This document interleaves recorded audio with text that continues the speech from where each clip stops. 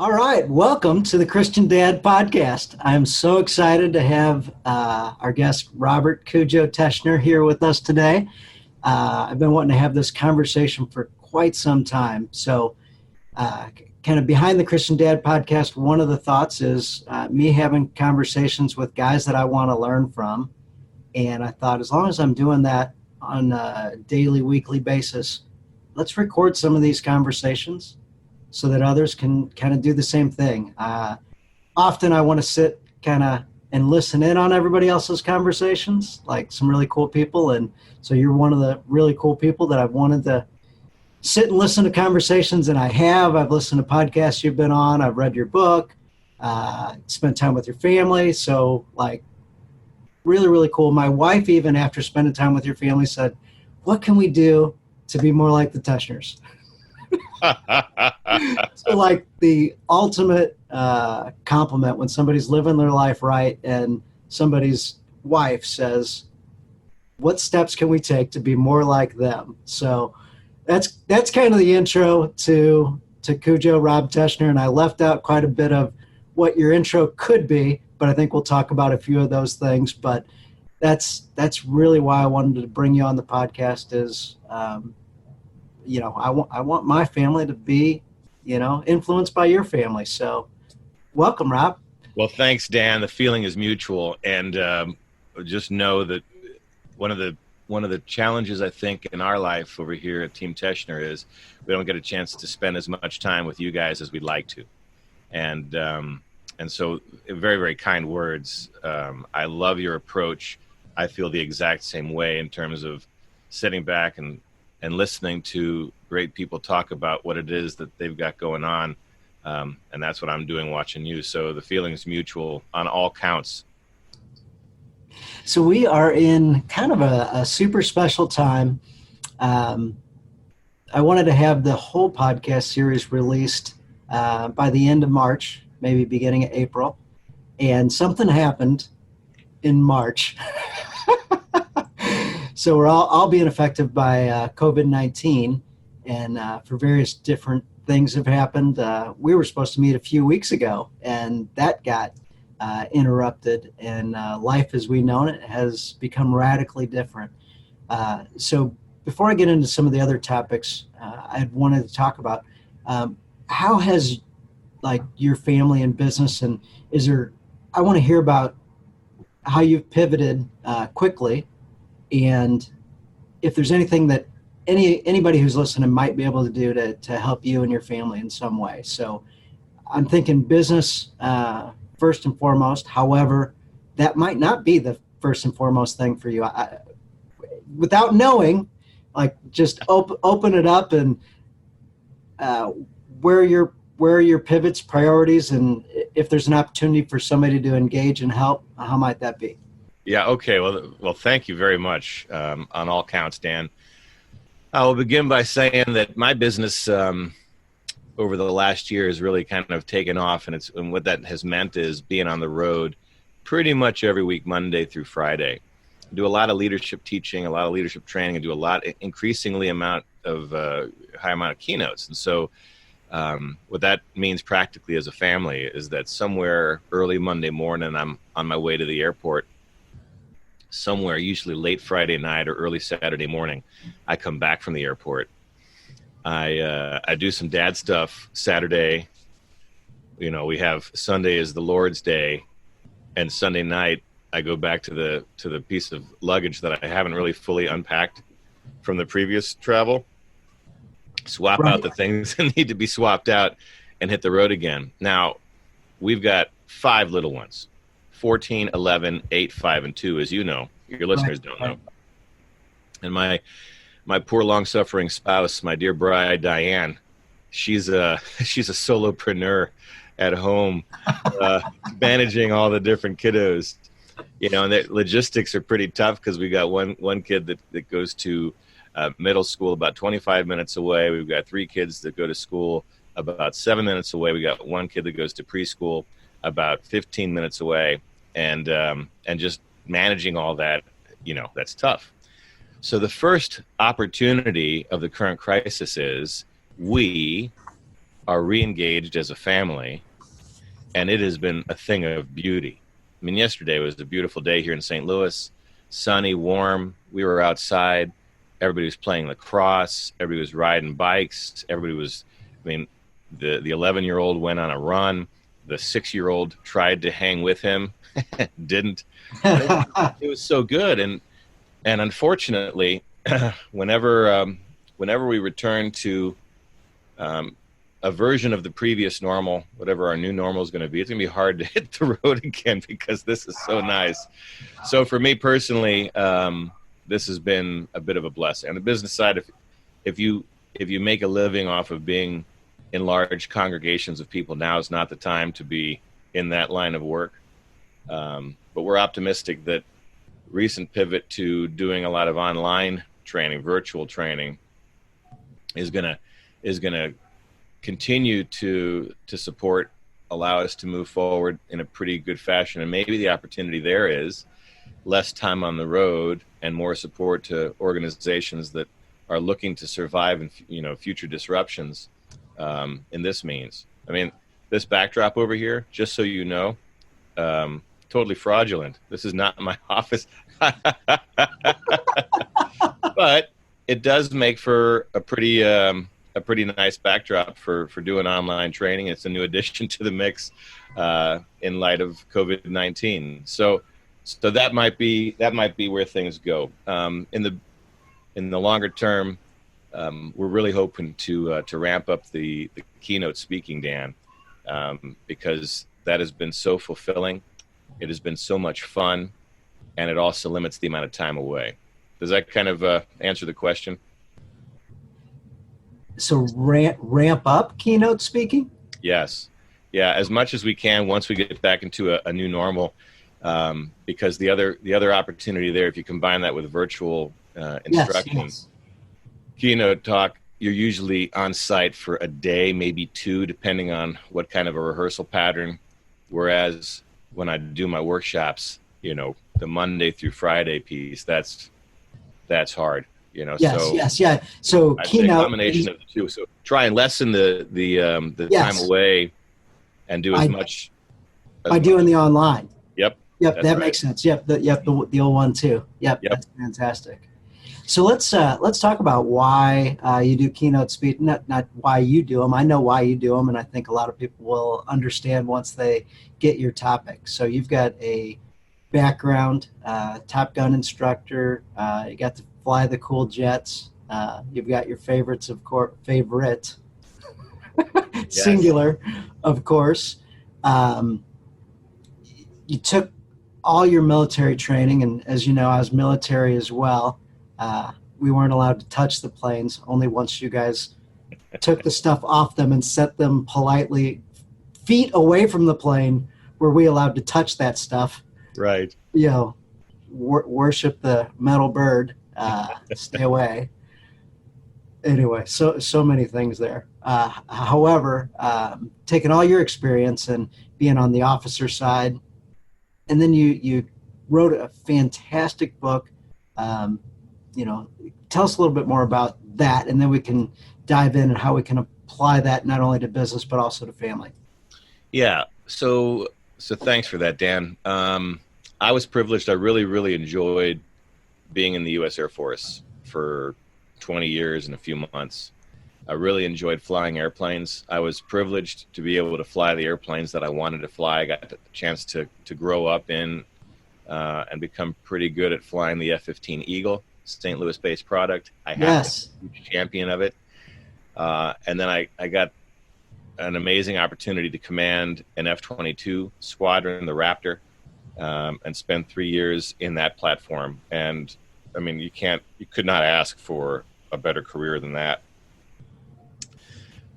In 2014, colorectal cancer suddenly shows up out of the blue sky, kind of like our experience with COVID-19 over here.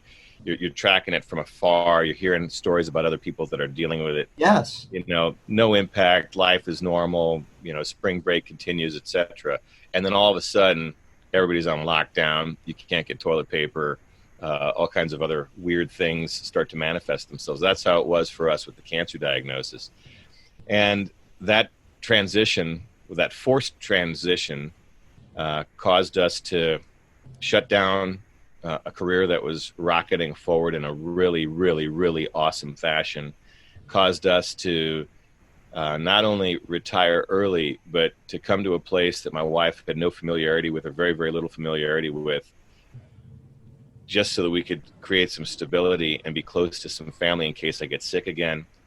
We're thinking through all kinds of rough implications, and my body does not work the way that it's designed to work. So I go from my most recent deployment in the F-22 involved crossing the Pacific Ocean in a fighter jet, to now I'm worried about making a 15-minute drive to work, concerned about whether or not I can make it there without having any accidents. Colorectal cancer can be a really nasty thing to recover from. And so for about 2 to 3 years, I was trapped in bathrooms. And in that phase, it was very, very difficult trying to figure out how it is that I'm going to provide for the family. I joined a startup that never started, only because they gave me the opportunity to work from home. I became a mortgage loan officer, trying to convince people to refinance their mortgage loans, having never met me, smiling and dialing phone calls to California and across Missouri, which, by the way, gave me an incredibly strong appreciation for people that are out there every day huffing it, trying to sell. That can be a really, really tough thing to do.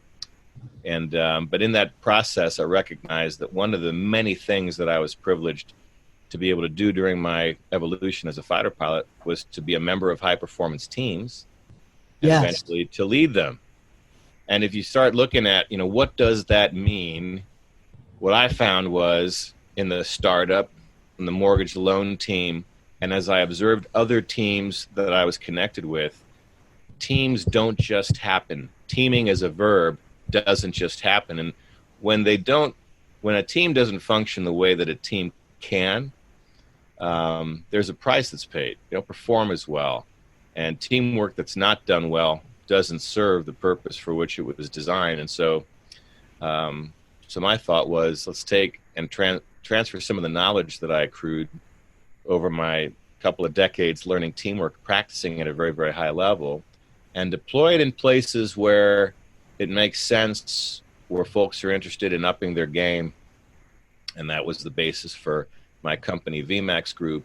And it really, it created the springboard to be able to go in and to start teaching again, which is, at the end of the day, what a fighter pilot is. The fighter pilot is much less somebody that employs a sophisticated weapon.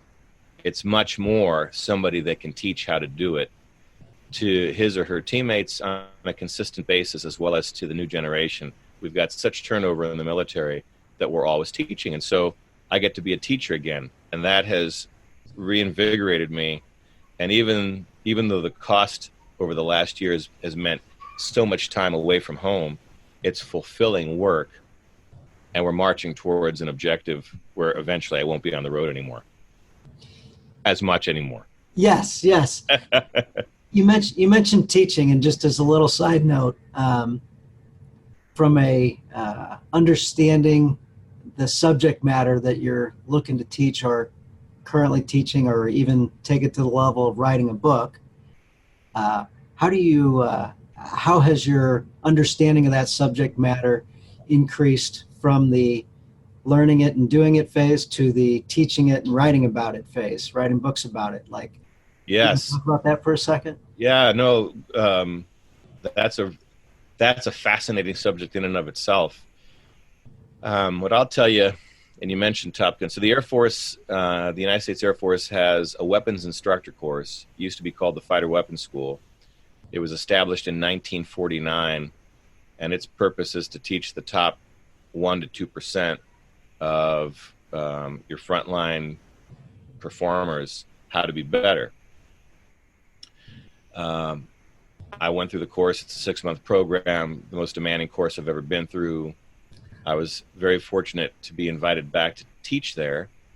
One of the things that I reflect on is that we were really good at the tactics. We were outstanding at teaching how to employ, but when it comes to learning how to teach, we really didn't have we really didn't have instruction in that. And so most of us followed the example of the outstanding teachers that we were able to witness there. And we kind of just mimicked, right? We kind of mimicked.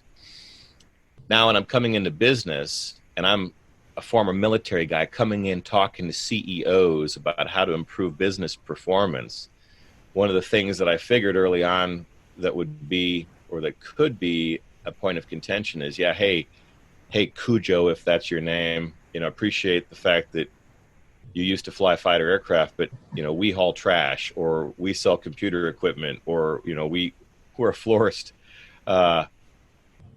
What you're talking about doesn't necessarily translate. And so I spent a decent amount of time before I went out teaching, and in the process of writing my book Debrief to Win, studying why do our techniques work? Why are we effective as teams in the military? What is it about what we do that we can root in science that could then make it cross-transferable to anywhere where you have a team? And so what you'll find is, in the book, there's a heck of a lot of references in there. There's a lot of research. I forget how many books I specifically call out in the book, but the number of books. There's a lot. And by the way, behind the screen over here, there are stacks and stacks and stacks and stacks of books that point to the research that explains why the things that we did worked. So now I can take the practical examples of, here's what we did and how it worked for us. Here's the science behind why it works. You marry those things up, and it becomes entertaining education that allows a team to become better. In fact, one of the opportunities of right now is, yesterday afternoon, told the family, keep on rocking. Dad's going to sit outside for a bit. And I finally got a chance to read one of the books that's been sitting on my to-read list for a long time, which is forming the basis for one of the new courses that I'm developing right now. So it's a long-winded way of saying what we did worked. We've been doing it for decades, taking the time now to understand why, so that we can justify it, and you can overcome whatever the objections might be, which occasionally I'd say, once in a 100 pop up for those who are really wondering how a military guy can come in and do any sort of work in business. And it's been really, really rewarding. Yeah, I love in your book and in your talks, you talk about high performance teams. That takes team and elevates that to a different level. And when you think about the world champion St. Louis Cardinal teams, and I know you love them, and when you think about just whatever your version of high performance team is, like a fighter jet pilot, that whole squadron, I'm like, okay, got it, high performance team. When I was in the military, we managed flight lines. We moved stuff from here to there. Occasionally we had people that we told and pointed at a bus and drove them somewhere, like high performance team, okay, whatever. Well, I was out in outside Kansas City at Central Missouri State going to college. It was a flight school, and I was in the reserves, and I get this phone call, and I guess nowadays it doesn't matter if I give away the red alert message, but it was Red Bull or Raging Bull. And I answer the phone as a college kid. I'm like, what? Who is this? Why are you saying that over and over and over? I don't think our high performance team, or in this case, low performance on that aspect, ever talked about what the emergency, jump into action and spring forth and execute, what that meant. And finally the guy's like, all right, I'll just tell you. But what it meant was, hey, get to the reserve base, which was in Belleville, Illinois, as fast as you can, and we're deploying. And I'm like, okay, when? He said, well, I said as fast as I can. I'm like, well, I'm outside Kansas City. So, like, the fastest I can, if I jumped in my car this second and packed nothing, would be 4 hours. Is the plane leaving in less than 4 hours? If so, we got to have a different. But so I ran home, packed a couple things here, ran to my parents' house, packed a couple things there, and drove there that night. And within 48 hours, we were in operation in Fort Bragg, North Carolina, our whole group. So that took the mundane part of moving stuff at an airfield to, wow, we kind of are a high performance team. Somehow we muddled through a bunch of things and made it there in 48 hours. And within a few days, we sent a whole downstream crew to an island to get working down there. So, like, holy moly, this regular team, hey, we're a high performance team. Well, here's a scenario that can help you envision that we actually are a high performance team, and these are why we do the drills and type things. So you want to go through your kind of debrief to win. And in part of that, my understanding is, hey, on the teams that I'm involved with, I want them to understand the impact of what we do so we can all have a high performance team mindset. And this is why we debrief to win. Yeah. So great story, great background. If you study teams, you'll find that many of the teams that we're part of, many of the teams that we lead may not actually be teams because they don't contain all of the elements that make up a team. Oh yeah. And so teams aren't just teams by default. And actually, in the further study of teams, not all teams that are teams are as much a teams as you might think. So you mentioned the Cardinals, 11-time world champions. The team that I've been championing across the globe since 1982, the first time that I was really, really interested in baseball as a kid and watched that world championship team in Game 7 with Bruce Sutter there locking down the win. A baseball team can afford to have a bit of individualism, much more so than, say, a hockey team like the Stanley Cup champion St. Louis Blues. Yes. On a hockey team, that shared sense of purpose, the shared goals, the mutual approach for which everybody's accountable evolves into a shared consciousness to where when you watch a hockey team play, you've got folks that are scooting down the ice at breakneck speed, and they'll pass the puck behind them knowing that their teammate is exactly where they need to be to take that puck off of a blind pass and put a shot on goal that might result in a score.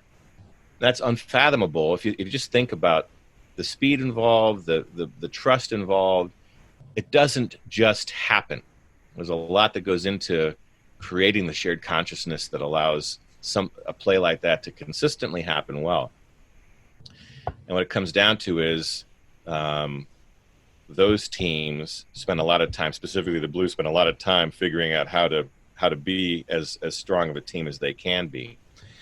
A team, if you study it up, and I refer to the wisdom of teams right now, it's usually small in size so that individual voices can be heard. You've got people with complementary skills that share commitment to a common purpose, to performance goals, and to an approach for which they're mutually accountable.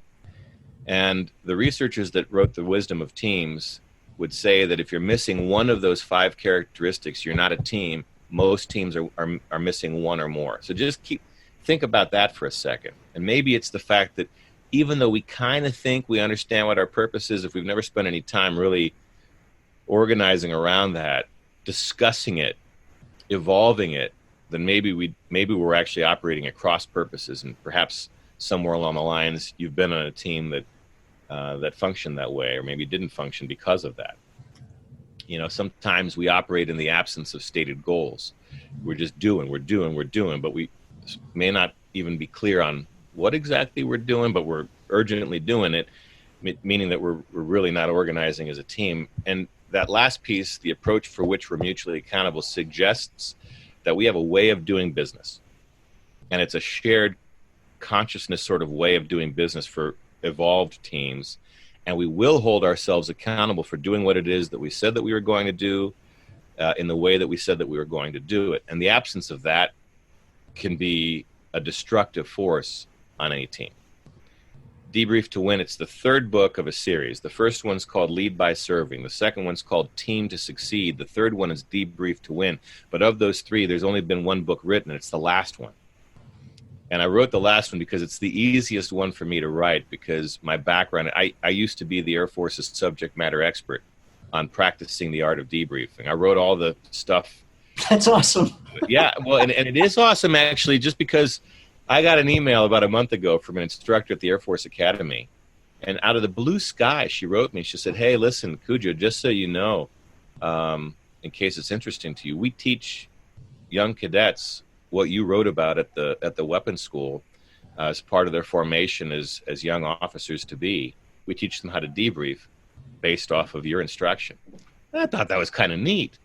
But what I really think is important is those young officers are getting something that's so fundamental to making teams work. If you don't hold yourselves accountable in a forward-looking, non-blaming, non-shaming, this is about being better tomorrow kind of a way, you're not going to be the best team leader that you can be. Your team's not going to function the way that it's designed to function. And so where better to start than in the formation of the next generation of officers in doing this. And that accountability piece, I've spent I did about over 100 workshops with mostly CEOs and key leaders. What I'll tell you is that in most cases, most of these leaders would acknowledge that they would practice accountability in a time of failure. So, the project didn't quite go as well as it needed to. We lost the client. We didn't get the sale, whatever, fill in the blank. There would be an accountability session, which when pressed on it a little bit, would a lot of times result in, all right, Dan, you screwed this thing up. Quit screwing it up kind of a thing, where you're publicly blamed for the fault or the failure. And off we go, hoping that somebody learns something from it and that we're better poised. In my background, a thing that I took for granted growing up in the F-15 world was I failed all the time. And my leaders, my instructors, my teachers didn't punish me for it. They didn't blame me for it. They certainly didn't shame me for it. What they did was they tried to uncover the root of what led to the failure, if you will. And we saw failure as a good thing, by the way. What led to the failure, so that we could correct it, so that tomorrow I was better poised to do better in a really demanding environment. And by always looking at tomorrow's being a better version of the experience than today was, I rapidly evolved in a frightening demand. I mean, think about it. We're moving around at greater than the speed of sound. We're pulling up to 9 times the force of gravity. We're employing a machine of death with really sophisticated weapon systems, doing things that, looking back on it, I almost don't understand how we were able to do it. And yet we were doing it at a very, very high level and always pushing ourselves to be better. It was a magnificent place to be. It's a place where people would volunteer their mistakes. In our debriefs, it got to the point, Dan, where I would come in and say, look, I totally screwed this thing up. And you'd say, yeah, I get it. But you know what? I'm actually the reason why you screwed that thing up, because I did this other thing that set you down that path. And then our leader would come in and say, yeah, I get it, both of you, but really I'm the one that designed the plan for this thing, and I take the ultimate blame. I'm ultimately accountable. And to come from that world and then to not see it in another one, I said, well, there's a huge gap. There's a pain point there that people may not even fully appreciate because they've never seen anything else. Let's start there. And it's been so transformative for the companies that have adopted it. But that's less interesting to me than the application to family. And we might talk about that here in a bit. Yeah, absolutely. So what you just said, it sounds exactly like I got to hang out with the greatest show on turf years ago. Torrey Holt, Trey Bly, Orlando Pace, Steven Jackson, just fantastic group of guys. And one of the conversations I had with Trey Bly in particular, defensive guy, cornerback, I was surprised. Mike Mart's name came up, a controversial coach. He was very opinionated. He was very bold. He made decisions that other people wouldn't make. And I said, hey, what'd you think about, Mad Mike? And he says, oh, I loved him. I said, a defensive guy? Loved an offensive coach. I'm like, tell me why. He goes, it was great. He gave us ultimate confidence in ourselves. I said, okay, how so? And he said, kind of what you just said. They said, I'm going to train you guys up and get you guys all ready, and you guys are max effort and you guys are all in. I have 100% confidence that when I call the play, you guys are going to execute it the way it was designed, and it's going to succeed. And if it doesn't, it's because I did it wrong.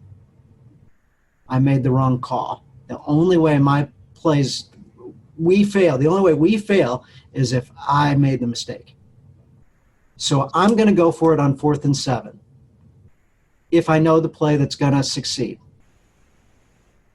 If I feel like, we'll go a different direction, but how I have the confidence to call 4th and 7 is because I know I got the right players that are going to execute the plan.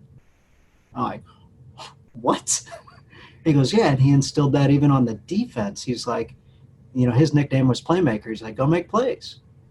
Plays win games. Don't be conservative. If you think you can do it, if you miss, I'm okay with that. You went for it, believe in yourself, execute at a high level, and if you make, if something doesn't come out right, well, that's okay. Like, I'll take it, and I'll be at the press conference saying that I told you to do it. Awesome. Oh, awesome on so many levels. And by the way, you continue to reaffirm why it is that I'm jealous of you. Just dropping off I was hanging out with this member of the Cardinals or that member of the Blues or kissing the Stanley Cup or hanging out with the Rams back in the day. Oh, my gosh. If I could just walk in your shoes for an afternoon, Dan. I've been blessed to hang around some pretty neat people and some pretty neat stories for sure. Yeah. Well, I love Mark's approach. And that, you see, the place where you thrive as an individual, I think, is the place where whoever it is that's in the titular role of leader, all right? So there's, you can have people that truly, they're the CEO, they're the president, they're the whatever, team lead. They don't see you as an underling. They don't see you as a cog in the wheel. They don't see you as somebody that's taking up space that has to be controlled. They see you as a valued member of something that's much, much greater than the sum of its individual parts if it's done correctly. They see you as an equal contributor and maybe even the person that holds the keys to our success. And in that value statement, you suddenly can evolve into who it is that you were meant to be. I mean, how many people do we know are actually not making an income right now, but so happy that they're not at work because they hate it? Yes. They hate it. I mean, and tragically, even though financially they're stressed out of their minds, maybe the stress is less than back when the paychecks were coming on the 1st and the 15th, but they had to go to a place where it was horrible to yes. be. We spend so much of our time at work, and that's not how it needs to be. And the high performance team world is one where you actually are excited about it. It's not nirvana. There's always going to be struggles and challenges, and there's things and obstacles and whatnot. But if you had to pick a place to be, you'd thrive probably in the place of high performance teaming, much more so than the place where you're just somebody that has to be micromanaged to barely get the things done because you're a not very valuable member of this organization. And that's sort of how business evolved in the early 1900s when we went to mass production and where we were all about efficiency and where we were all about trying to ramp up and tweak and get as much out of every single line item and day as we could. And that was dehumanizing. Right now, we're back into a push for, in some cases, rehumanizing our workplaces, and we can look to high-performance teamwork to do that. I'd say one of the things that I missed the most about my previous life was the ethic that underpinned a high-performance team, different from just a regular run-of-the-mill team, and that is if one of us fails, we all do. If you think about that statement, if one of us fails, we all do, and consider its implications, it may be the missing link that transforms an organization fundamentally into becoming even better than the owners and the leaders could ever have envisioned. If one of us fails, we all do, from a leadership standpoint, says, I let my team down and I've got to fix me and my approach before anything else. And if it's fully adopted and embraced at all levels of the team, well, then the person who may have made the mistake also looks at it from the standpoint of, I let us all down and how can I improve myself?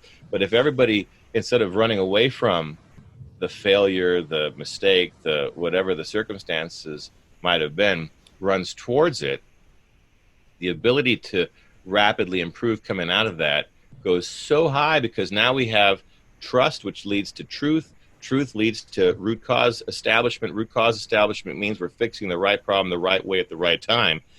And now there's a fulfillment and a drive to want to engage and be there more. The other side of it is, when we win, we celebrate it. And we're actually regimented on always debriefing so that we always can celebrate the heroics that are taking place. You know, there was a time in my F-15 evolution where I stopped failing as much. There were missions where I actually started doing well, and it wasn't just assumed that, like, yeah, of course you're going to get this right. Now let's find other faults to focus on. No, my instructors, some of whom now lead our Air Force with 4 stars, they, as young captains and majors, they said, hey, Cujo, awesome job today. Look at this. We've substantiated based upon the truth that you did some heroic things. Keep it up, brother. When you hear those words as a young pup, no matter what it is that you do, you're inspired to want to come back out there and keep it up. We debrief all the time. We debrief consistently. We debrief in the midst of the good and the bad, with an eye towards celebrating heroics, as well as towards improving. Even in the midst of, even if we won, we're going to figure out, could we have won better? Could we have been more efficient in how it is we won? We're going to celebrate and champion what it was that happened, but we're also still looking at tweak, which the nation expects of us, because we're not just going to be B players. We always want to be A+ players. But you take that and you cross transfer that, cross apply it wherever you want to. That's what inspires us. And at the family level, it can inspire us tremendously. And by us, I'm talking about our little rugrats, our kiddos that are out there trying to be their best, trying to do what it is that it takes to succeed in this world, in this life. And that's been an area of approach for us. Not as much in the Vmax group world, my company, certainly in the Team Teschner world. Yes. That's a great point on celebrating wins. I do a journal every day, and the bottom corner, today's wins. Often, as guys, as people, we don't celebrate our own wins. We don't even recognize that we had them. And then secondly, when we see somebody else in our world do something well, often in the old days, leaders would, hey, I saw, or not even I saw, but just, hey, good job today, and move on. And what that can create is a feeling of, what did I do? I'd love to do it again. I don't know what it was. And I'm kind of angry that he didn't, like, what? So it was so important to have clarity on what it was that you're recognizing for others, and then also having that clarity for yourself so you can repeat those actions and reward your own self so that you can continue on the path. So I love that you talked about celebrating wins, because I think it's so important for ourselves, and then so important for developing the people around us and having them, raise their game as well. So kind of that escalation and improvement across all levels. So if I may, for just a second, Dan. Yes. At one point, I did an offsite for a group. We'll protect the innocent, won't say who they were, but probably halfway through the workshop that we were doing, one of the participants said, stop. So I stopped. It was kind of jarring. And this participant said, if this company adopts the approach that you're teaching us today, I'm not going to quit next week. Wow. And that was pretty interesting, especially since the supervisor in question was sitting right there. And I said, okay, I was not expecting this today, but please do tell. And this participant said, look, I have been giving and giving and giving and giving and giving, and nobody has cared. And about 3 months ago, I stopped caring as well. everybody here will immediately point out a flaw, a deficiency. But the things that I was doing, the extra effort that I was putting in, the giving of my entire soul to advance the cause here. I mean, these are my words and trying to capture what it was that was being said there. That kind of went completely unnoticed to the point where I stopped caring as well. Like, why give when nobody even recognizes that you're doing so? And in fact, it got so bad that I decided to go find another place of employment. I found one, and I'm making the transition here soon. Now, if this company is going to start looking into the heroics, as you put them, or however we want to look, I would not mind sticking around to see if it sticks, essentially. And that was shocking. And I told that story. I mean, I tell that story relatively frequently. Completely different city. After the workshop was done, person comes up to me and says, that story defines my story, and I'm also planning on leaving in the next 2 weeks. Like, oh my gosh, this is tragic. And the second person said the same thing. If we adopt what it is that you're talking about over here, then I would be happy to stick around too, because I appreciate what it is that we do. I'd like to stay here. I want to be valued. I mean, people are longing for this. They want to be valued. They want to be seen as contributing, having an impact. We spend so much time at work. If we're not contributing, if we're not having an impact, if it's just about collecting pay and benefits, how unsatisfying. Our souls need to be engaged. Which is so funny when somebody's applying for a job. A lot of the questions that they ask involve pay and benefits. Yeah, sure. and those are down on the top 10 of things that they actually care about the very, very most. And the employer oftentimes also keys in on those things. Yes. And so at our place, very, very different. Like to focus on, all the rewarding aspects, the teaming aspects, the, accomplishing a common mission and all those things. And what over the years I've slowly learned is things that I learn in business and life and all these experiences, how I can apply them at home and with my family. And it's like every lesson I learn over here is directly applicable in all the other aspects of life.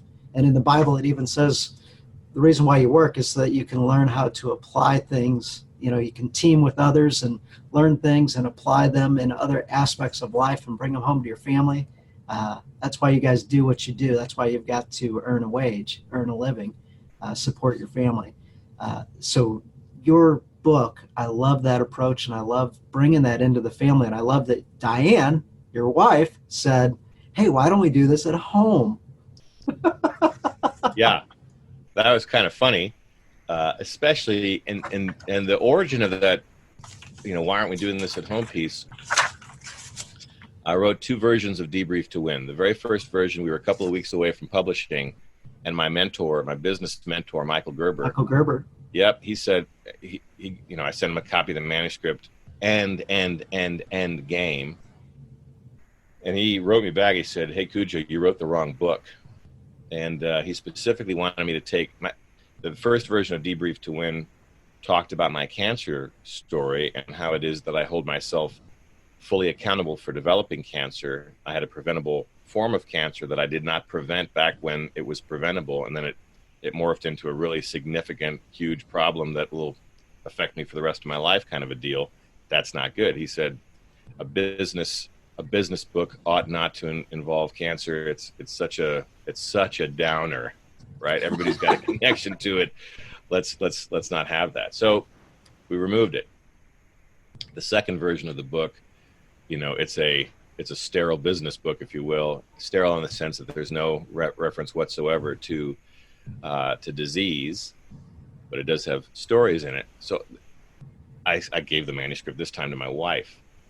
And my primary concern was that I represented my tribe well. Like, will members of the F-15, F-20 community embrace this, or will they say, man, you got this wrong? And she read it and she said, look, thank you, first of all, because now I understand what it is that you've been ranting about all of these years. And secondly, why don't we do this as a family? This strikes me, and she's an accountant by trade, Dan, this strikes me as something that would be abundantly useful in the family setting. That was very, very encouraging because I was not expecting that at all. And so we've adopted that portion, and as well as all the other teaming approaches that I write about in the book that'll come out in Team to Succeed.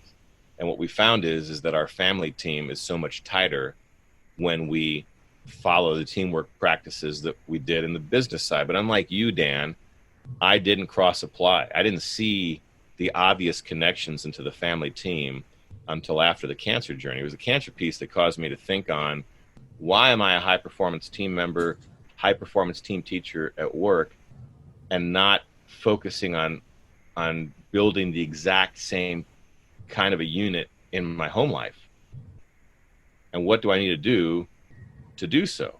Because I think the benefits are there. And if we can build a high performance team with Team Teschner, actually that ought to be our whole, maybe not the whole focus, because you still have to have an engine that provides for the family. That ought to be a significant focus for us. And once we started to look at the world that way, and we as a team, family team, started to apply teaming techniques on the family side, we became a much, much better unit. And we see ourselves as being a great testing point for building high performance teams on the family domain writ large across society. And that's so exciting. And that's something that Diane's going to help me with when we stop having toddlers in the house, so that she can come out and tell the story of how our family has evolved into a team since the cancer journey happened. That's great. So can you talk a little bit more about like what you guys do or how you got this started, or like, I'm fascinated to hear this. Yeah. So, sometimes I'll have somebody ask me almost out of the blue sky, hey Cujo, you're a debrief guy. Can we just debrief this thing? I'm like, yeah, I suppose you could apply certain components to whatever it is that this thing is that you want to debrief. But if you want to be technically correct, the debrief is the end of a never-ending cycle. So it's a part in a process that's continuous, but it's one that begins with planning. So think about it this way. Back at Central Missouri State, if your instructors said on day one of a new class, here's your final exam, good luck, you may not have done as well as if you spent the semester learning, prepping, studying, and then taking the exam. Same thing in life. If you go in your business and you go straight to the, hey Rob, we just met, here's the form, would you like to sign here and buy my product or service? I'm probably going to say, who the heck are you? And leave me alone, and erase your name from my phone. There's a planning process that you ought to go through to figure out how to best position your company, you as a salesperson, with your products and services, so you have the best chance of winning the deal, securing the deal, getting me to sign up. So planning is where things begin. We, as a family, we plan regularly. We plan, when I hit the road, it's after we've spent Sunday evening usually building the plan for how it is that every member of our team is going to help mom to succeed the next week, how it is that I'm going to support from afar, how it is that they're going to help me in what it is that I'm doing, so that we have a common framework from which to start. We know that the plan is going to have to be adjusted as we go through. The week is not going to be as smooth as what we envisioned, but it's a starting point. And we're very serious about communicating with one another about what our obligations are, what we're taking on, what our responsibilities are to support the team plan to win in the following week. As we go through each day, we do the best job that we can adapting the plan to the reality of the situation, and recognize that with kids as young as ours are, the 8, 5, and 2-year-old, there can be some significant adjustments. The 14-year-old is increasingly smart, right? He's increasingly evolving. He's already eclipsed me in intelligence and capabilities. So that adds a new dimension If those kids would just stagnate, like, it'd be so great and so terrible. Yeah, it's hilarious. But ultimately, we go out there and do the best we can. Some days we're going to regress. Some days we're going to fail more than we win. But we're very conscious of, at the end of every day when we get together, and I'll dial in with my phone. We usually FaceTime to do our evening prayers. And we'll also talk about, did we do what we said that we were going to do today, and what adjustments do we need to make to have a better win tomorrow? We'll have a quick debrief of the day. And we'll do that through the week. Sometimes it can't happen because I'm doing an evening engagement and I can't dial in, but Diane and the kiddos will. And then when we come back, we'll reconvene and debrief the week and, highlight the good that happened, celebrate the successes, talk about the areas where we may not have been our best, to tweak the performance so that the next time that we're in the same boat, we do better. And that has been fantastic. It's been actually fantastic for my bride. An accountant by trade again. I keep on mentioning that because, sometimes people will tell me, hey, you're a fighter pilot, I'm not. This might work for you in the fighter pilot domain. I do X. My wife, who's also not a fighter pilot, who had no connection to the day-to-day affairs of fighter pilots, she says, we function as a team when we follow the team life cycle events that you practice. And if we don't do it, we're not as good. And that's so powerful. And it's been transformative for us. And we're constantly building towards being better as a family team with every passing day, making small changes, incremental progress along the route to high performance teamwork for Team Teschner. So what are some key components? Is it individual meetings? Do you have family meetings? It sounds like you have daily and weekly, maybe even some quarterly. Yeah, so we make the point to meet up and to discuss, to openly communicate, and to have people affirm what it is that they're going to do. People have our kids say, this is what I'm responsible for, this is how I'm going to do it. They step up. And we don't make it laborious. One of the things we don't want to do is kill the family through obnoxious meetings. And it's not a corporate also just like work. Yeah, no. Yeah. But rather, this ought to be it's a quick powwow. It's a quick. All right, we kind of know what the rhythm looks like. We kind of understand what it is we're supposed to do. Stephen, you on board? Absolutely, I got it. Lucy, of course, Dad. Christopher, yep. Michael. Nicholas, he's still too, he's just hilarious. He says something, we're not quite sure what it is that he's saying. He tries to mimic the rest of the kiddos, but it's awesome. And then at prayer time, that's our opportunity to quickly assess, are we on track? It's that simple. Are we on track? Are we doing what it is we said? If somebody didn't, that's usually where we have somebody fess up and say, yeah, you're right. I should have done this. I'm sorry. I'll do better tomorrow. So you thought, go ahead. I subscribe to James Clear's 3-2-1, weekly Thursday message thing. About a month ago, in it, he had a quote from Anne Frank's diary, in which she wrote, wouldn't it be neat if at the end of every day, we could reflect on the day to figure out what went well and what didn't, so that we'd be better poised, essentially, to do better tomorrow. I mean, that's my quick summary of what came out of her diary. I thought that's beautiful. It actually goes back to the Jesuit tradition started by St. Ignatius of Loyola of an examination of conscience as being part of the end of the day, to figure out where the gaps and the holes are, to make the corrections for tomorrow. There's a spiritual basis for everything that we're talking about over here.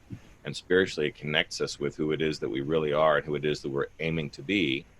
And we're practicing that. And you can practice it in any domain that you want to, but it's all integrated, and it ties to who we are in our core and what it is that we're trying to evolve into to be. And it's so widely used, this notion of being the best version of ourselves. It's almost an exhausted phrase in certain ways. Yes. but it ought to be the aim that we're striking for in our evolution towards where it is we're ultimately going in life. Yes, yes, the number one mission. Right. You mentioned daily prayer. I think that is like so key. If you can, in Monsignor, where I go to church, he says the first question I ask when I'm in couples counseling, a couple comes to me and says, "Hey, we want to talk," and he says, "Well, I've got a question for you." Once they get sat down and the couple talks for a long time, and then he goes, "Okay, I've got a question for you." And his question always is, "Tell me about your daily prayer life. Tell me about your prayers when you pray together." And he goes, "I've not had one couple ever come together that said that they pray together every day and are having big marital problems." It's like, it's a totally different thing. So I love that you guys pray together as a family. Love that you pray with the kids. And it sounds like you and Diane also pray maybe individually together, like separate from the kids. Yeah. So when we look at the fruits of the cancer piece and all of the disruption, I mean, my wife was 6 months pregnant when we got the cancer diagnosis. We were living overseas. And so we were remotely separated from family and from the people that we'd really need to be together with to make it through this deal. We made the decision to get out of the place that was providing us a stable income and to go into a world that we didn't understand. And we had an international move to boot. You talk about stressors. I mean, we just packed as much in as we possibly could, which is crazy looking back on it. But we saw so much good that came of it. I mean, from cancer diagnosis to the first surgery was about 2 weeks.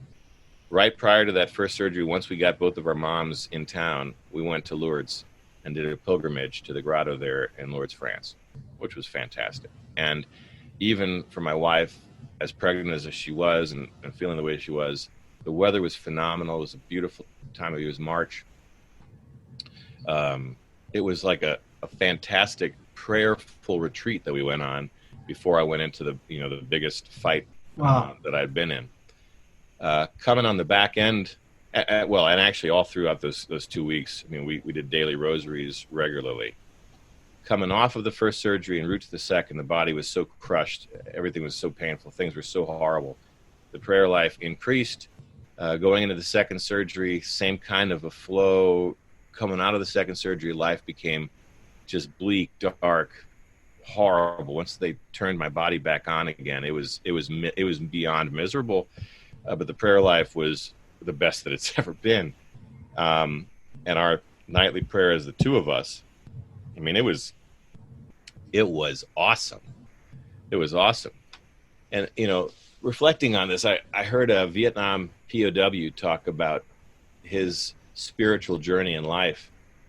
And he talks about how he was never closer to God in his life than during the 4 or 5 years he spent in Hanoi as a prisoner of war. And he said he kind of misses that closeness to God. In our case, for sure, we were never closer in our spiritual lives to God than when we were at the worst point physically. And I think, this new rhythm of me being gone constantly has disrupted that closeness that Diane and I had with one another, and physically praying together next to one another before we went to sleep for an extended period of time. We're not there. And in fact, with the body kind of being more cooperative with me now, that closeness that's driven by virtue of pain and suffering has exited a bit, which is kind of funny, sort of weird, actually tragic if you think about it. And it needs to be reharnessed without hopefully any of the surgeries or physical ramifications there. But the point is, a lot of people push back on pain and suffering. Why me? Why does this happen? And I can't believe this. If we look at it from another lens, what it can do to our spiritual lives and how it can affect us in a fantastically brilliant way. Oh my gosh, we might even race towards it when those experiences happen because of the spiritual fruits. which is hard to say when you're in the midst of a really, really difficult time. I can only speak to our experience. I look back on that and see it as a thing of beauty. It's awesome. Yeah, we can have things that come up in life, like in this current moment that we're in with the virus and everything. Just a couple nights ago, we did our typical bedtime routine. We did our bedtime prayers with the kids, and then took a quick glance at my phone, and I saw this email came in from a kind of a prayer group that I'm a part of, and it says, "Hey, will you guys pray tonight for pray the Our Father and pray for the end of the virus?" I'm like, huh. I had my 7-year-old next to me, and I said, "Hey, I just got this message," and she says, "Did I tell you that story already?" No. Oh yeah, she says, "Oh geez, who is it, and what do they want?" And when do you need to do it by? And I'm like, oh, I totally didn't want to ask her to pray with me because I was afraid of this as possible repercussions coming my way. And I go, well, what would you think about, praying this prayer and having the intention that, we ask God to end the virus and, help the world become closer to him? And she says, that seems like a good thing, Dad. Let's do it. So we prayed the Our Father. Go to the next room, tell the other daughter, hey, this just happened. I just talked to your sister. We both just prayed, and she instantly prayed. There wasn't even a request for us to do it there. So we prayed, and then the following night, we were all together in the room, and we did our bedtime prayers and everything, and we talked for a little bit, and then I said, hey, by the way, last night we prayed this, and the kids were off now tablet time, and my wife says, hey, girls, will you pay attention to Daddy? And then we all prayed the Our Father together and had a little conversation about the virus and, talked to God for a minute. And I'm like, man, this would be neat if we could string together 3 in a row today. Mm-hmm. Yes. So, yeah, these little, you mentioned James Clear, Atomic Habit, so these little things that we do, we can keep building on each other, develop some consistency. And if we reflect or debrief at the end of days and recognize the little wins and keep stacking them together, we can radically change our life. But it doesn't have to be a radical change. It can be just some small things that lead to, when you look back, massive change. Amen. Yes, amen. So that's been something I've been fearful over the years, is having that spiritual, deep, individual prayer with, especially my wife. With my kids, haven't been all that afraid. They're wide open in their understanding of the world, and they often don't understand non-spiritual people, non-faith-based people. Like, I don't, they frequently say that. But anyway, fearful of having that deep spiritual connection with my wife, and it's gotten better and better and better over the years. But years ago, when somebody said, pray with your wife, I was like, no way. The only thing I can do is maybe read off a card while she's next to me, and couldn't have a real prayer. So, and it sounds like maybe you were pushed into that with the surgery. Well, in my case, I was really, really, very fortunate. I would consider myself to be a really checklist-driven guy when it comes to my faith practice. I think a lot of people can relate to the checklist. Yes. Yep. And I mean, as a pilot, checklists are really, in fact, I have over here from a workshop I did the other day, this book, The Checklist Manifesto, written by a doctor. Gawande. Yeah. Fantastic book. Highlights the importance of checklists and the impact they can have, especially in healthcare, but in any industry, really. But to lead a checklist-based faith life is very unfortunate. It means we're just going through the motions. And even if the motions are technically correct, they're not having the impact they're supposed to. And so therefore, I would almost argue, why bother? Now, that's not necessarily true. The Lord can work through us in the midst of our checklist disciplines and actually inspire a growth there. So if you're a checklist kind of person like I was, don't fear, good can come through it. But eventually, I was going through a course on ethics at the National War College. And it was a wonderful, the best academic course I've ever taken in my life. And I was in a class with 9 other students. We had a former chairman of the Joint Chiefs as our instructor. It was such a phenomenal experience. But what struck me was how much character my classmates had. And they were sharing stories about ethical dilemmas that they faced as young officers and how they handled them. And I was just blown away. And I recognized that these young officers, back when we were all at this point lieutenant colonels and colonels, back when my classmates were really, really young, they were achieving excellence in their ethical behavior, and they weren't affected by the tribe. They weren't affected by, this is kind of how we do it around here, so you need to, get in or leave. They said, no, this is who I am. This is what's right, and I'm going to stick with what's right. And the way that manifested itself with me as I started to evaluate my life and go, where am I? Am I at that level of performance in all areas of life? I mean, I taught at the fighter weapons school, pretty well known in the F-15 circles, got a chance to command F-22s. But I reflected on my spiritual life and went, I am not a rock star where it matters the most. And so we need to start working on that. A good example of this would be, as a squadron commander, I could justify going to mass with my family on Sunday in my uniform so that I could then go to work and prepare for Monday. Like, well, okay. I mean, I've got a pretty compelling mission. I got a pretty important responsibility over here. But ultimately, this is the Lord's day. Am I treating it as such? And my reflection was, not even close. And so I sought to achieve excellence or strive for excellence spiritually during my National War College experience, which changed the dynamic of how it is that I looked at every day of the week and what it is that I started doing personally. And it also started to evolve us on the family side in ways that I can't even describe adequately on this podcast. But that's where the evolution frankly started. We became a tighter knit family during that year, which then led to us going to Germany, which then led to the cancer diagnosis, a year and a half, 2 years later. So by the time that I was in the hospital dealing with whatever, we had already started on a bit of this evolution.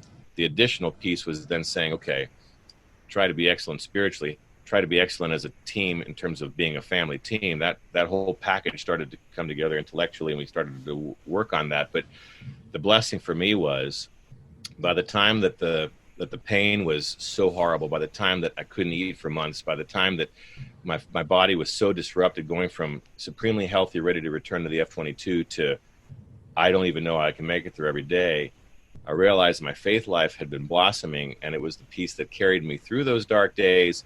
In its absence, I can't even tell you what might have happened. I was thinking on the 8th floor of the hospital there, how tragic it must be to be a person absent faith going through an experience like this. Why would you even continue, was the reflection that I had. And the balconies in that German hospital were shockingly low. And on that 8th floor, I mean, as bad as, truly, we're talking on like fundamental core pain, horror. Why wouldn't you just go flop off that thing? I could see where that might cross somebody's mind. In my case, I just saw it as a thing of beauty going, I know why I'm here. I know what purpose it is that I serve. I know where it is that I'm going to get to. I know that I'm going to have the strength to persevere through this, and we're going to come out on the back end better. And I'm so grateful for the faith that was instilled in me by my parents, and that has been blossoming over the course of the last couple of years with our family. And it connected Diane and I so powerfully during that time frame. We still look back on that as being the genesis of evolution in our relationship as a couple, for which we're extremely grateful. You got any tips to move off the checklist and get into a more personal relationship with Christ? Yeah. If you think about your work right now at the insurance store, my guess is, Dan, knowing you as well as I do, and as long as I've known you, you don't come to work saying, okay, we're going to do the bare minimum today. we're going to try and min run this thing and just barely get by and then get out of here as fast as possible. Expect we're shutting down at 1:30, folks, right? That's not how a typical day goes. No, that's not how it works. No, in fact, you've got pretty huge ambitions for 2020 coming off the back end of this disruption and growing your company and growing your brand and growing your business. Why don't we take the same approach in our spiritual lives?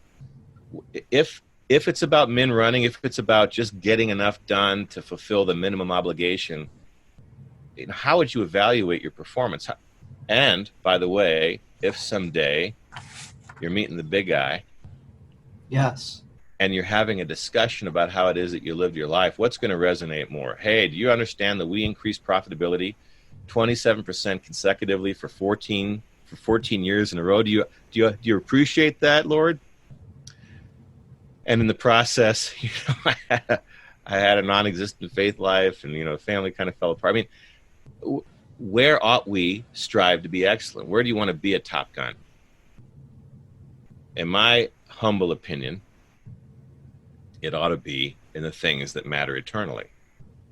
So why wouldn't we then figure out what it's going to take to be excellent where it matters most?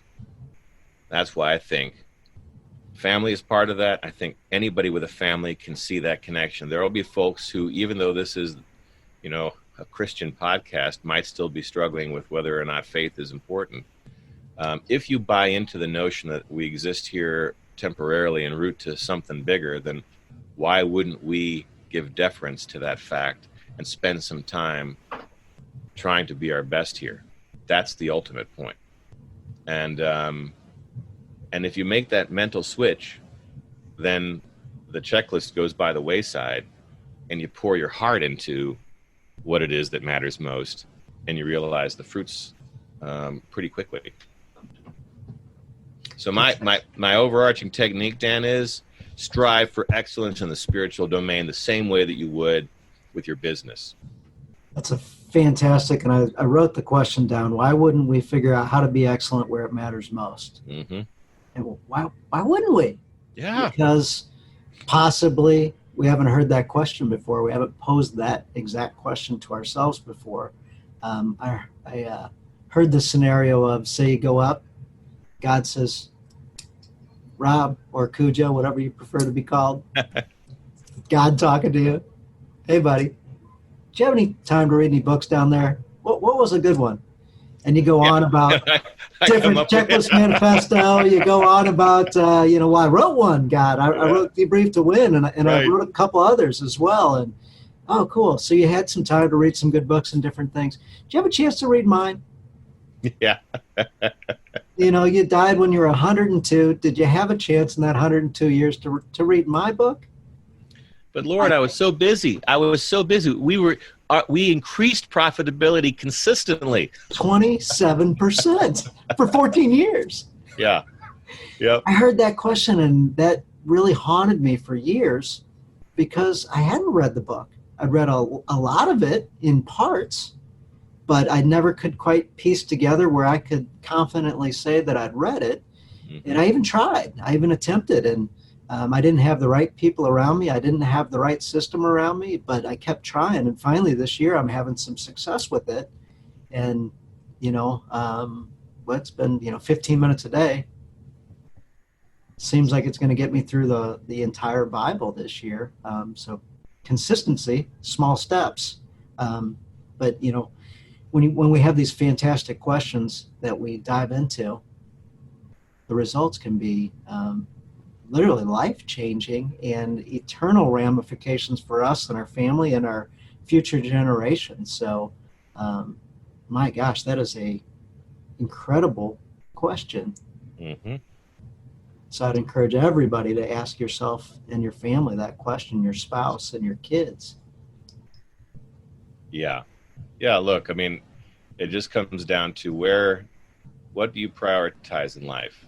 And it's so easy for us to focus on the things of this world, and the cost of that could be pretty significant. So my morning prayer involves, hey, let me die a little bit to the things of this world and every day to increase the amount of space in my heart for the things that actually matter.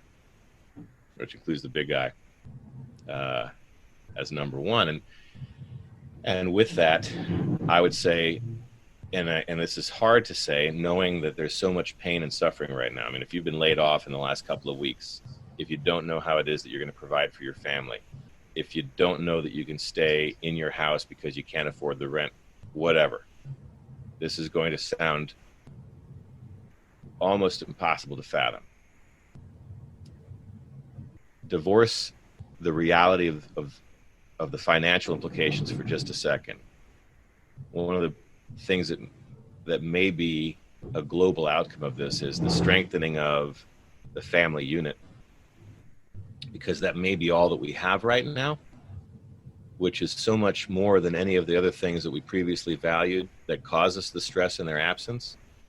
And if the family can be tight, we can get through this. Watch Cinderella Man. Watch Cinderella Man and think about how that family came through, a Hollywood depiction of a real story, and how things came out on the back end of that.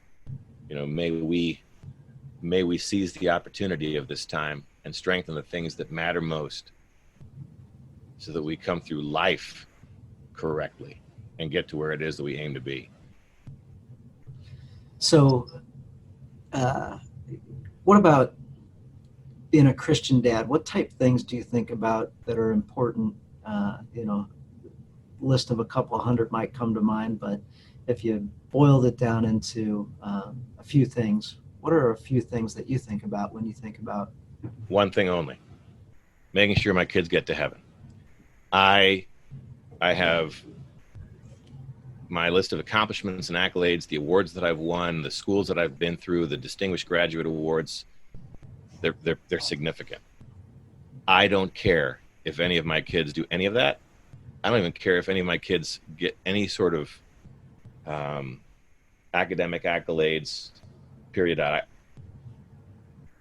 This is not a self-serving statement. This isn't a prideful thing. I'm telling you, I don't care about any of their worldly accomplishments.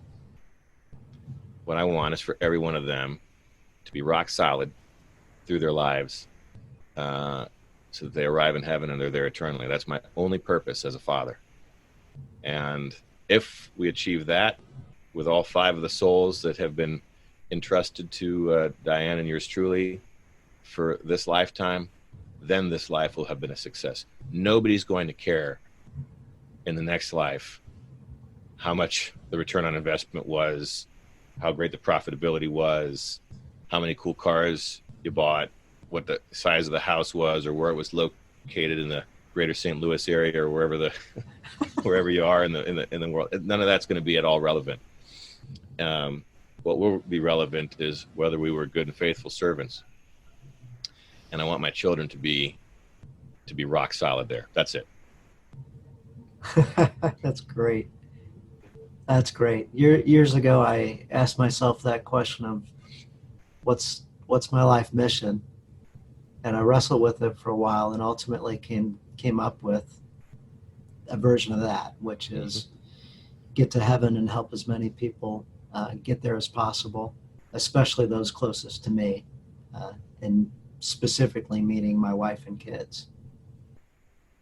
And Amen. then it goes out from there. Yes. So Mother Teresa said, something along the lines of helping 100. If you can't help 100, help 1. If you don't know where to start with the one closest to you. So, Yes. Our families are so important, and that is our charge. That is given to us as the male spiritual leader of the family to do everything we can with God's help to help that happen. So, love that you said that. Anything else that you want to close out the podcast with? A message of hope to those who really feel like everything has collapsed around them. To those who are on the front lines of the fight against this disease, to those who question, can we come back from this? It's in the darkest moments precede the moments of light. You have to have faith in that, because that's the constant journey that the world has been on since its inception. We're just living that right now. ultimately we will get through this as a nation, as a planet. Question is whether we seize the opportunities that are happening here or not. I'm not talking about business opportunities at all. I'm saying, question is, are we taking a moment to stop and reflect? Or are we spending the time that we've been given on the right things? Can we look back with the benefit of 10, 20 years distance and hindsight and go, yeah, we handled this the right way? If we can live our lives in the way that sparks a good answer to that, then this is going to be okay. So, hold the course, be resilient. We've been through this in various forms throughout the millennia. We'll get through this too, and maybe the best opportunity is to focus on God a bit more than we had leading up to these days. And that's how I'd end. Wow. So mic drop already with the comment about your one thing about being a dad and family, and what a fantastic message about hope. Because that's what we all need, is hope, so that we can move forward. And you knew in that hospital bed, some might have made a different choice, might have jumped off that small ledge, but you had hope and faith, and that ultimately, has you here right now with us. Exactly. Absolutely. And amen. Well, I thank you so much for coming on. I love your mission, and love that Diane's even going to take this a step further related to family. I love that she's got this in her, because she's going to do tremendous things. You're blessed with such a fantastic wife, and likewise. Yes. I love my wife, and man, has she got some determination in her and can get some stuff done. So I look forward to seeing what both of them do, because both of them are working on some big projects. So your wife is going to benefit lots of other wives and families as well, since she's taken this on. So thank you for inspiring the guys in the Christian Dad group, and look forward to growing the community. Feel free, guys, like, share, comment, invite, but let's build this community where we support each other.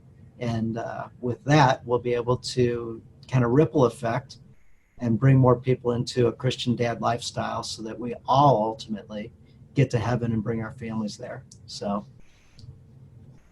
amen. Amen. Thank you so much. And I'm sure if you're open to it, have you back again someday. Thanks, brother. Thanks for doing this. Thanks for answering the call that was placed in your heart. And I'm excited to watch as this grows and does real good and serves the Christian dads in the national and global communities. Yes, absolutely. And yes, you're right. Absolute call to my heart, and kind of a direct order from God to get this going. So I'm following through. Anytime I waver a bit, I'm like, I got to keep going. I got to keep going. Even in the spite of adversity with many different things with this virus, I'm like, all right, I'm going to shift, adapt, and change, and I'm going to release this today compared to sending off to the editor. So, okay. Awesome. All right. Thank you so much, and I'll let you get back to homeschooling. Thanks, my friend. All the best, my friend. All the best. Bye-bye. Bye-bye.